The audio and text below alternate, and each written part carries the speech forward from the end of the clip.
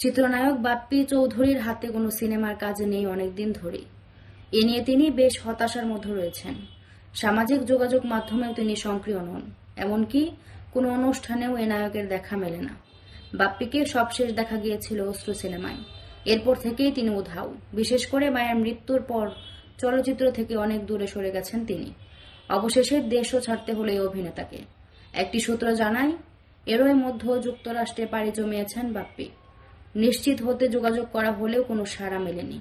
সোমবার ফেসবুকে বিষয়টি নিশ্চিত করেন বাপ্পি নিজেই।